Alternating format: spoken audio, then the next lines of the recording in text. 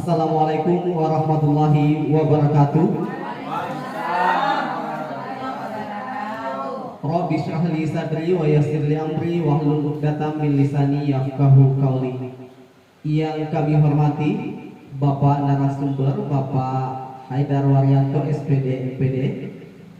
Yang kami hormati Bapak Ibu guru hebat yang sempat hadir pada kesempatan siang menjelang sore hari ini. Puji syukur kita panjatkan kehadirat Allah Subhanahu wa taala yang senantiasa memberikan kita nikmat sehat dan kesempatan sehingga pada hari ini, tepatnya pada tanggal 31 Agustus 2024, kita bisa hadir bersama-sama dalam satu rangkaian acara, yaitu Diseminasi School Leadership Workshop Batch 9 Run 17 oleh Bapak Haidar Waryanto SPD MPD. Salawat serta salam tercurah kepada junjungan Nabiullah Muhammad SAW beserta keluarga dan para pengikutnya. Semoga kita semua yang hadir pada kesempatan hari ini senantiasa mendapatkan syafaatnya. Amin.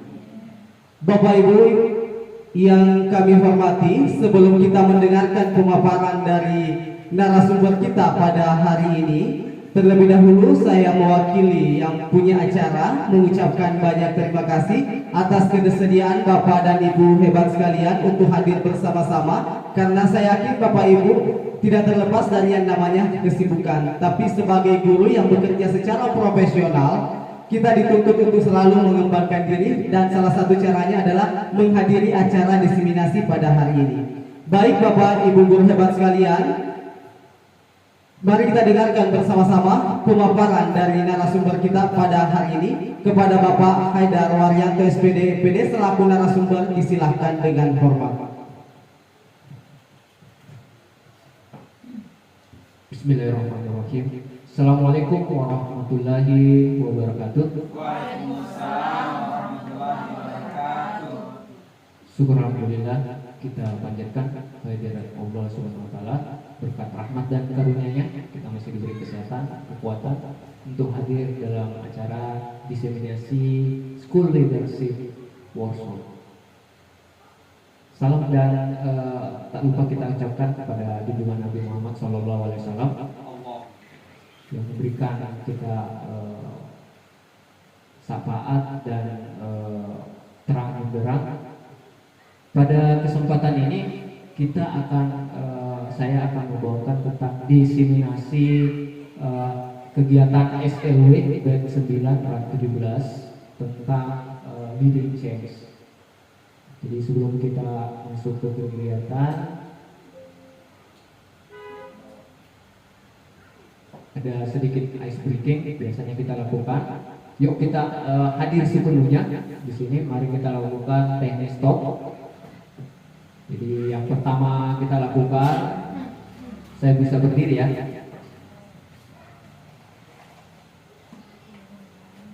Baik. Mari kita sejenak menghentikan semua aktivitas kita, duduk dengan nyaman, rileks, dan tangan di atas paha. Kemudian pejamkan mata Anda, tarik nafas dalam-dalam, rasakan udara segar masuk ke hidung, lalu hembuskan. Sambil tetap bernapas secara sadar, amati apa yang sedang Anda rasakan pada tubuh Anda. Amati perubahan yang terjadi pada tubuh Anda ketika menarik napas dan membuang napas. Tenangkan pikiran, berikan waktu pada diri Anda untuk menerima apa yang telah terjadi. Jika merasa sudah siap, sekarang buka mata Anda perlahan. Sekarang sudah merasa lebih tenang dan lebih positif, senyumlah pada diri Anda sendiri.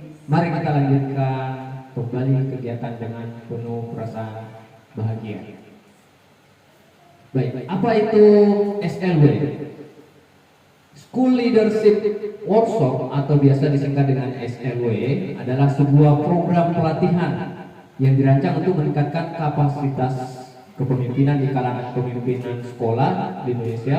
Program ini bertujuan untuk meningkatkan kualitas kepemimpinan kepala sekolah, guru, pemimpin pendidikan lainnya di Indonesia. Fokus utama adalah untuk memperkuat kemampuan mereka dalam memimpin dan mengelola sekolah secara efektif untuk mencapai standar pendidikan yang lebih tinggi. Nah, siapa saja peserta SLW ini? Hasil seleksi guru penggerak angkatan 1 sampai 9 berjumlah 93.459 dari guru hebat seluruh Indonesia. Jumlah peserta SLW ini dari RAN 1 sampai dengan RAN 20 itu adalah 400 guru yang berasal dari seluruh wilayah Indonesia. Nah, 50 ini sudah lolos ke seleksi belajar langsung ke Singapura, ke NIE, ya. Ya, betul. Nah, ini rangkaian kegiatan SLW-nya. Agak panas. Yang pertama adalah pre-SLW, ini diadakan di Bekasi. Kemudian selama 4 hari. Jadi kami dari angkatan 9 di Kabupaten Baru itu ada 4 orang yang lolos di seleksi pertama. Saya, kemudian ada Ibu Muktihana, kemudian ada Ibu Irma, dan ada Ibu Suryani. Kemudian ikut seleksi kedua, yang lolos itu ada sekitar 101. Nah, 101 inilah yang mengikuti kegiatan SLW. Nah, ada 3 kegiatannya, pre-SLW, SLW itu sendiri selama 10 hari secara daring. Kemudian pasca SLW. Pasca SLW ini ada 2 kegiatannya. Yang pertama adalah kegiatan seperti hari ini, diseminasi, dan kegiatan yang kedua adalah program yang kami ajukan, rencanakan, diajukan ke kementerian, kemudian nanti akan dinilai, dilihat progresnya selama 1 tahun. Nah, ini narasumber dari Kemendikbud, ada Mbak Putri, ada penulis dan pengembang modul 3.3 Ibu Nurul, dan ada Ibu ini Ibu Warih Wijatmiko, dia penulis modul 1.4 disiplin positif. Kemudian ini adalah tim dari NIE. NIE itu sendiri adalah National Institute Education Singapura. Sama kalau kita IKIP-nya, IKIP UNM-nya kalau di Makassar. Ya. Ini pematerinya ada Mr. David, kemudian ada Mr. Lee Fi Chen, dan Mr. Jimmy Tang, dan Mrs. Lim Kim Juk. Ya. Nah, ini kegiatan-kegiatan pra SLW. Jadi kegiatan pra SLW ini mengkondisikan kita untuk mengikuti kegiatan SLW nantinya. Jadi ini kegiatan yang kita lakukan di Bekasi selama 4 hari. Mulai dari kegiatan-kegiatan membuat refleksi, kemudian kegiatan merancang percobaan, kemudian kegiatan membuat resume. Nah, ini materi di SLW-nya ada leading change, kemudian leading research, kemudian leading strategi, dan leading inovasi. Nah, resilience, ya. Mengapa harus berubah? Ya, ada pengawasnya, ada pengawas ini jadi dikritik sama pengawasnya. Mengapa harus berubah? Adaptasi terhadap lingkungan yang berubah. Alasannya dunia di sekitar kita selalu berubah, berkembang. Kebutuhan konsumen bergeser dan pasar menjadi lebih kompetitif. Jadi mengalami perubahan. Kemungkinan individu, organisasi untuk beradaptasi dengan kondisi baru ini memastikan bahwa mereka juga tetap relevan pada dan mampu bersaing. Nah, contohnya contoh sederhana misalnya sebuah perusahaan retail itu mulai menawarkan layanan belanja online setelah melihat peningkatan tajam dalam belanja digital di kalangan konsumennya. Sehingga dengan mengadopsi perubahan ini, perusahaan tersebut berhasil mempertahankan basis pelanggannya dan tetap kompetitif di pasar dan terus berkembang. Jadi pasar juga menyesuaikan kondisi digital sehingga mereka bisa bersaing. Nah, memfasilitasi pertumbuhan dan inovasi, alasannya perubahan seringkali memicu adanya inovasi.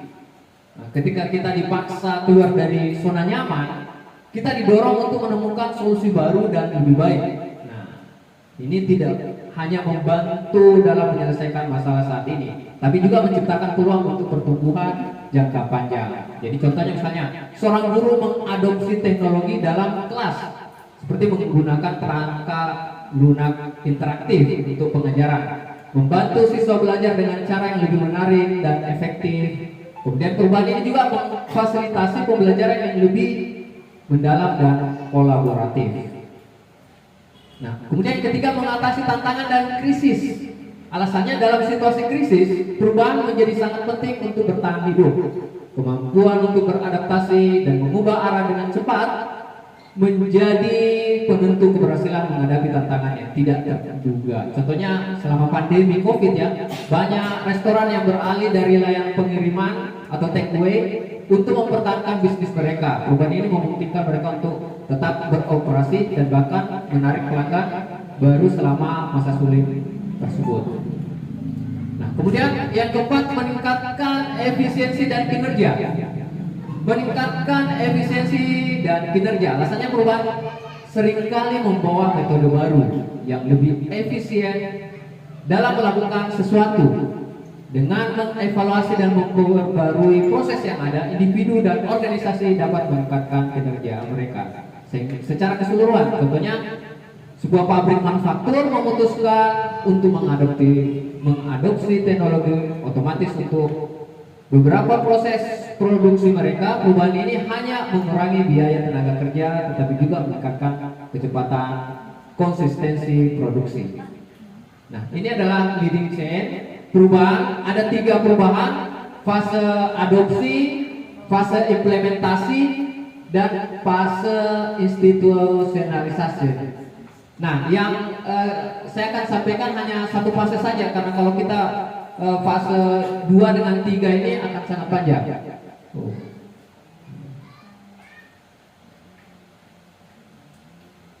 Ya, ini fase adopsi.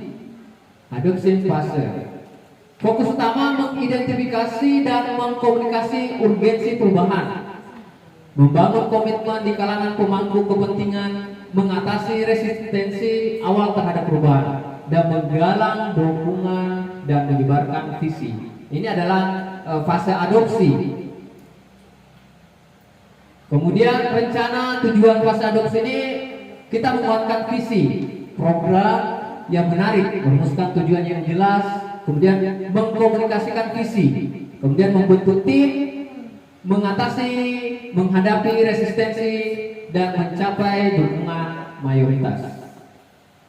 Nah, ini yang kita lakukan adalah dengan menggunakan analisis SWOT. Analisis SWOT ya.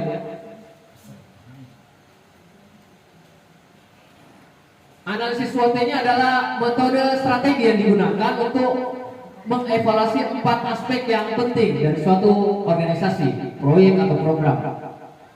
Jadi di sini analisis SWOT ada kekuatan, strength, ada kelemahan, weakness, ada opportunities, peluang, dan ada threat atau ancaman. Jadi teknik ini membantu organisasi atau individu mengidentifikasi faktor internal dan eksternal yang mempengaruhi keberhasilan mereka serta merumuskan strategi yang efektif. Jadi ini kita lihat satu persatu. Ini ada strength itu adalah faktor internal yang memberikan keunggulan kompetitif seperti sumber daya, keterampilan, keahlian unik. Kemudian kelemahannya atau weakness-nya adalah faktor internal yang bisa menghambat pencapaian tujuan, seperti keterbatasan sumber daya, kemudian kurangnya keahlian atau masalah operasional. Kemudian peluang, faktor eksternal. Biasanya peluang itu adalah faktor eksternal yang bisa dimanfaatkan untuk keuntungan, seperti tren pasar yang menguntungkan, perubahan kebijakan, atau teknologi baru. Kemudian ancamannya adalah faktor eksternal yang bisa menghambat atau merusak pencapaian tujuan seperti persaingan ketat, perubahan regulasi, dan kondisi ekonomi yang tidak stabil. Nah, ini adalah salah satu contoh analisis SWOT program di sekolah yang biasa kita lakukan, program senam hari Sabtu. Jadi ini hanya salah satu contoh, sebenarnya masih banyak sekali program-program. Nah, kekuatannya apa? Untuk meningkatkan kesehatan fisik, meningkatkan kebersamaan dan semangat kerja tim, mengurangi stres, dan meningkatkan kesejahteraan mental. Kegiatan rutin yang menyenangkan dan menghibur, tersedianya fasilitas seperti lapangan, sound system, jaringan. Kelemahannya di sini adalah partisipasi siswa dan guru yang tidak konsisten, keterbatasan waktu sehingga mengambil waktu mata pelajaran selanjutnya. Kemudian instruktur senam yang terbatas, biasanya menggunakan instruktur guru yang ada di dalam sekolah saja. Kemudian motivasi siswa dan guru ikut senam masih rendah. Kemudian 50% siswa dan guru tidak hadir atau tidak hafal gerakan senamnya. Nah, ini kelemahannya. Kemudian kita lihat peluangnya. Bisa jadi kita ada kerjasama dengan orang tua, pentingnya budaya hidup sehat, kerjasama dengan pihak luar, misalnya dengan puskesmas. Kemudian program ini dapat menjadi salah satu kegiatan unggulan sekolah untuk mempromosikan citra positif sekolah. Contohnya menampilkan video kegiatan senam di website sekolah, membentuk kebiasaan sehat di masa depan. Kemudian selanjutnya ancaman, pergantian guru.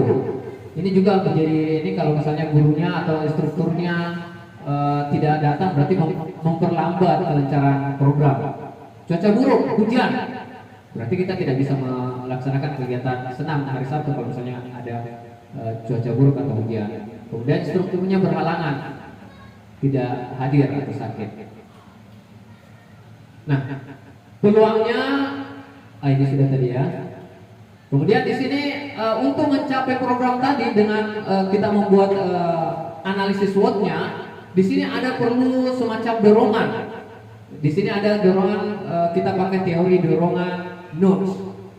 Ini ada gambar gajah, dia sedang mendorong anak gajah supaya dia bisa berjalan. Inilah yang akan kita coba, teori dorongan nudge. Teori dorongan nudge adalah pendekatan yang membantu orang untuk membuat keputusan yang lebih baik dengan cara yang halus tanpa memaksa pilihan. Nudge menggunakan dorongan psikologi sederhana untuk mengarahkan perilaku dengan tetap memberikan kebebasan memilih. Pendekatan ini banyak digunakan dalam kebijakan publik dan kehidupan sehari-hari untuk mengubah perilaku orang tanpa mereka merasa dipaksa. Nah, ini ada beberapa tahapannya. Yang pertama adalah insentif. Insentif ini adalah dorongan yang digunakan untuk memotivasi orang melalui hadiah. Jadi ada keuntungan, ada semacam insentif yang diberikan. Misalnya dia cepat hadir berarti diberikan apa ya? Ya, ada outnya. Orang cenderung lebih termotivasi untuk mengambil tindakan jika mereka mendapatkan manfaat langsung dari keputusan tersebut. Contohnya memberikan pengakuan kepada guru yang menerapkan prinsip budaya positif melalui sertifikat, penghargaan bulanan untuk memberikan motivasi. Itu tahap insentif ya, insentif.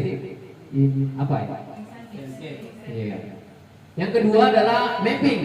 Kita membuat mapping, pemahaman, kita berikan peta pilihan. Jadi ini berarti membantu orang yang memahami pilihan mereka yang lebih baik. Pastikan seluruh komunitas sekolah memahami nilai-nilai yang ingin dibangun dalam budaya positif. Informasi yang diberikan harus jelas, sederhana, dan dapat diakses oleh semua orang. Jadi ibaratnya kita membuat infografis dari mulai pertama visi sampai kegiatannya itu, sehingga orang yang melihatnya itu mudah memahami, oh kegiatan ini seperti ini. Mulai dari tahap pelaksanaannya, prosedurnya seperti apa. Nah, itulah yang perlunya adanya mapping ya, pemetaan. Kemudian yang ketiga adalah pengaturan, default. Ciptakan lingkungan di mana pilihan positif adalah opsi defaultnya. Ini membantu mendorong perilaku baik tanpa memerlukan usaha lebih baik dari siswa atau guru. Contohnya secara sederhana, secara otomatis memasukkan siswa ke dalam program monitoring atau peer support, di mana mereka mendapatkan bantuan dari siswa lain dalam mengatasi tantangan akademis atau sosial. Kemudian yang keempat adalah memberikan umpan balik atau give feedback. Berikan umpan balik yang teratur tentang perilaku positif dan negatif. Umpan balik yang positif dapat memperkuat perilaku baik, sementara umpan balik tentang area perbaikan biasanya mendorong perubahan. Contohnya, berikan umpan balik langsung kepada siswa setelah mereka menunjukkan perilaku yang sesuai dengan budaya positif, sehingga mereka seperti memberikan pujian, komentar motivasi, sehingga ada umpan balik yang positif kepada mereka. Yang kelima adalah mengantisipasi kesalahan. Di sini penjelasannya, pahami bahwa siswa dan guru mungkin membuat kesalahan. Program ini harus dirancang dengan fleksibilitas yang mengakomodasi kesalahan ini dan memberikan kesempatan untuk perbaikan. Contohnya sederhana, terapkan kebijakan restoratif di mana siswa yang melanggar aturan budaya positif diberi kesempatan untuk memperbaiki kesalahan mereka melalui tindakan restitusi atau refleksi, bukan langsung diberi hukuman. Nah, ini 8 langkah Kotter dalam membuat analisis SWOT. Yang pertama, membuat rasa urgensi. Rasa urgensi di sini adalah mengidentifikasi ancaman dan peluang yang mendesak, mengkomunikasikan dengan jelas mengapa perubahan diperlukan, gunakan data dan contoh nyata untuk mendukung argumennya. Ciptakan rasa urgensi yang set di seluruh organisasi. Jadi kita sharing rasa urgensi itu kepada seluruh organisasi yang ada di sekolah kita. Kemudian yang kedua, membentuk tim kerja yang kuat. Kumpulkan sekelompok pemimpin yang memiliki pengaruh dan kredibilitas. Jadi guru-guru yang punya kemampuan, punya potensi, itu kita kumpulkan. Kemudian pastikan koalisi ini memiliki visi yang sama dan komitmen pada perubahan. Berikan wewenang pada koalisi untuk memimpin proses perubahan tersebut. Nah, kemudian yang ketiga adalah mengembangkan visi yang menarik. Kembangkan visi yang jelas dan menarik tentang masa depan organisasi setelah perubahan. Jadi kita menjelaskan visi apa yang kira-kira menarik. Kemudian visi dengan bahasa yang sederhana. Jadi tidak perlu yang susah-susah, mudah saja, yang mudah diingat dan memberikan inspirasi. Kemudian visi divisualisasikan dalam bentuk banner atau spanduk yang biasa kita tempel di depan sekolah atau di ruang guru. Yang keempat, mengkomunikasikan visi.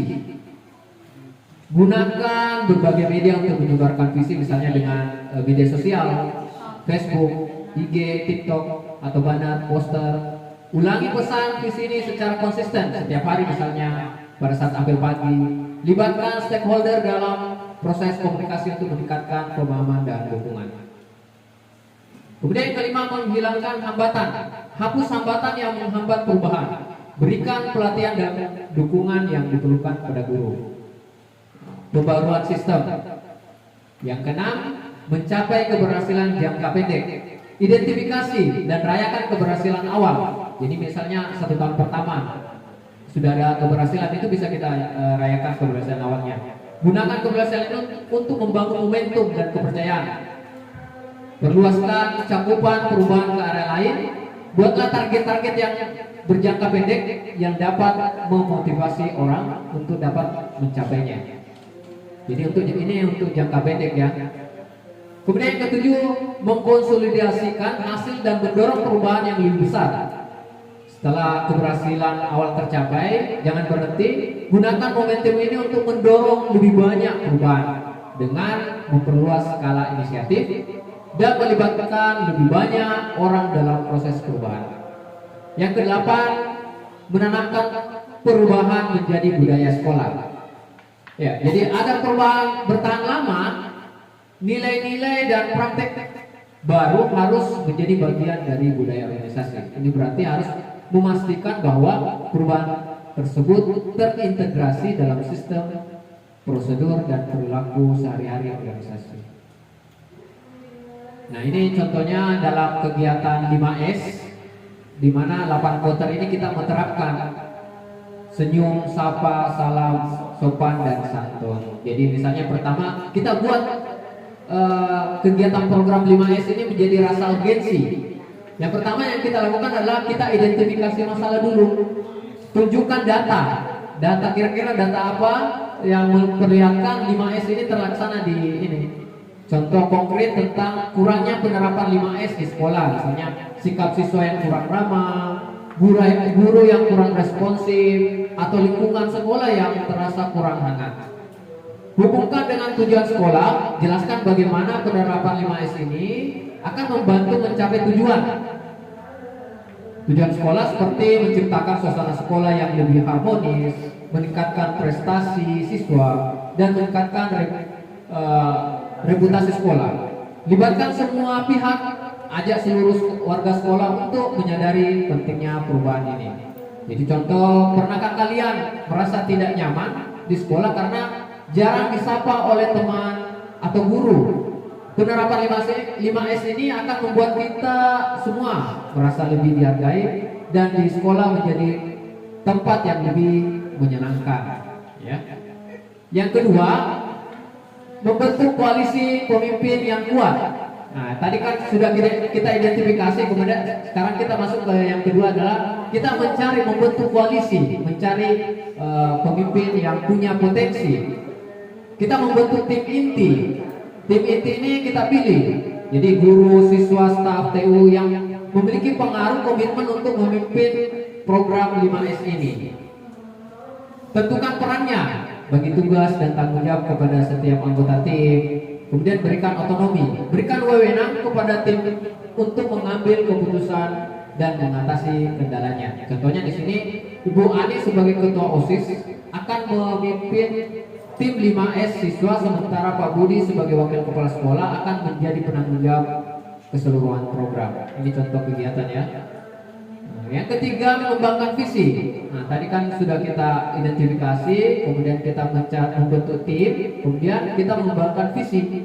Menciptakan visi bersama di sini, buat visi yang menggambarkan sekolah sebagai tempat yang ramah, penuh keramahan, saling menghormati. Nah, buatlah visi sederhana untuk program ini ya, khusus untuk program ini. Gunakan bahasa yang mudah dipahami oleh semua kalangan. Libatkan semua pihak dalam membuat visi agar visi terasa milik bersama. Jadi kalau di guru penggerak kan ada di modul 3.3 ya, tentang ownership, kemudian choice dan voice siswa itu sendiri. Contoh visi kita adalah menjadikan sekolah kita sebagai sekolah yang penuh dengan senyuman, di mana setiap warga sekolah saling menghormati dan saling menghargai. Yang keempat, mengkomunikasikan visi ini. Jadi kita komunikasikan visi ini kepada seluruh guru dalam rapat, dalam website, kemudian buat slogan, contohnya senyumku harapanmu. Libatkan siswa dalam penyebaran visi, misalnya melalui kegiatan lomba, membuat poster atau video pendek. Yang kelima, memberdayakan aksi individu. Jadi kita berdayakan, adakan pelatihan, latih guru dan siswa untuk tentang pentingnya 5S dan bagaimana mempraktikannya. Buat kegiatan praktik, adakan kegiatan seperti role playing untuk melatih keterampilan bersosialisasi. Jadi berikan contoh guru staf untuk menjadi contoh dalam menerapkan 5S. Contohnya setiap pagi kita akan memulai hari dengan saling sapa dan senyum. Oke, ini terima kasih diseminasi dari saya kegiatan. Ini hanya salah satu kegiatan, sebenarnya masih banyak sebenarnya kegiatan yang lain. Pemimpin perubahan, kemudian resiliensi, kemudian inovasi, ada banyak sekali. Jadi hanya ini yang bisa saya sampaikan untuk materi ini. Nanti kita lanjutkan lagi. Terima kasih. Assalamualaikum warahmatullahi wabarakatuh.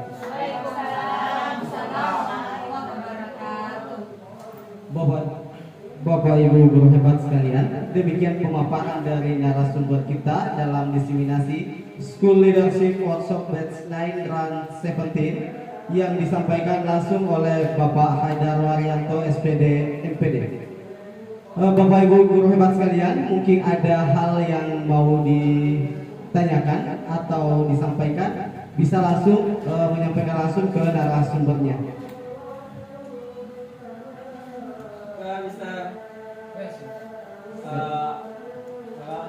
You have send your material in the group. Okay.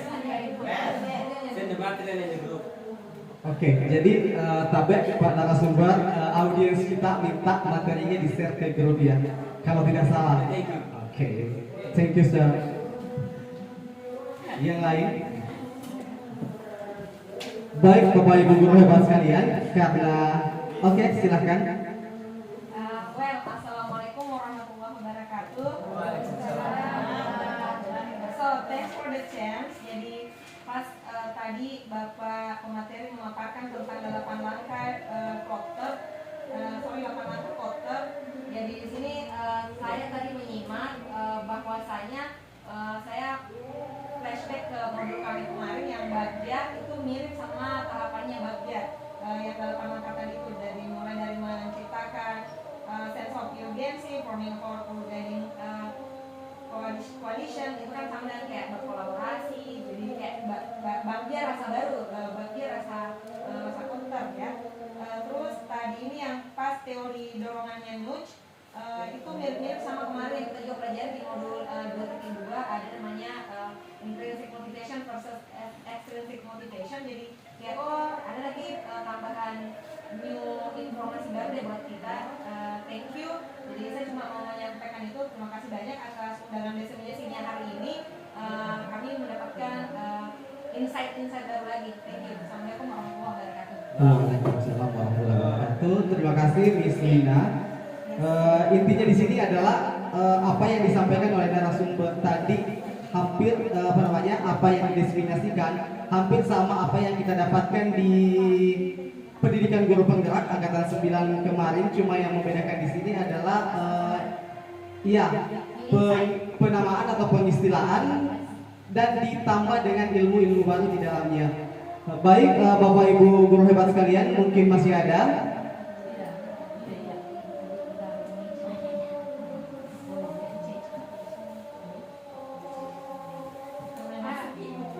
Penasaran dengan kelima pemateri ini yang dari Singapura, mereka menggunakan bahasa apa?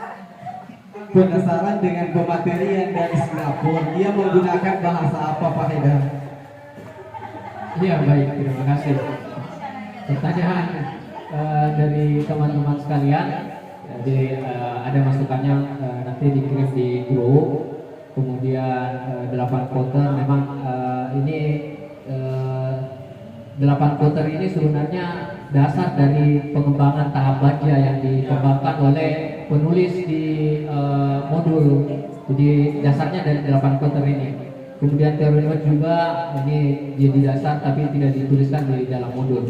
Kemudian pertanyaan yang terakhir tadi dari 4 apalagi namanya pemateri dari NIE Singapura itu mereka menggunakan bahasa Inggris. Tapi dari kementerian itu sudah disiapkan translator. Jadi ada 2 translator itu dari bab 1 sampai terakhir ini dia terus yang jadi translatornya.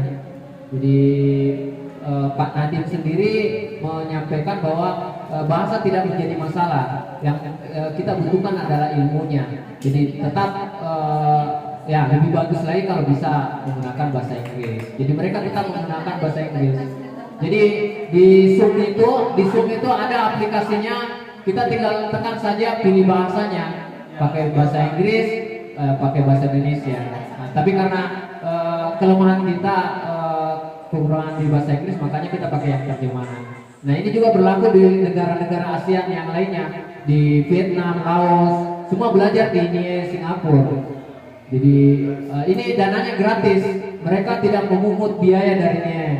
Jadi khusus untuk negara-negara Asia Tenggara, Vietnam, Thailand, kemudian Malaysia, Indonesia, Brunei itu tidak dipungut biaya. Jadi mereka gratiskan karena berada di kawasan Asia Tenggara, di ASEAN. Memang kerjasama dengan negara-negara di Asia Tenggara. Kalau mereka pungut biaya itu yang di negara ini, di Qatar, kemudian di Uni Emirat Arab, itu mereka pungut biaya. Jadi ini gratis. Kalau misalnya Bapak Ibu ingin mengikuti kegiatannya, nanti ada lagi nanti nih setelah kegiatan PGP Guru Penggerak Angkatan 10 selesai, nanti ada penerimaan seleksi SLW juga.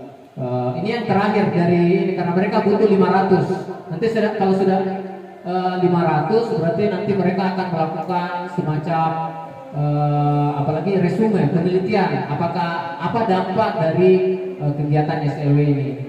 Itu yang dilakukan oleh NIE Singapura. Jadi terima kasih. Ya, terima kasih Pak Haidar. Mungkin masih ada.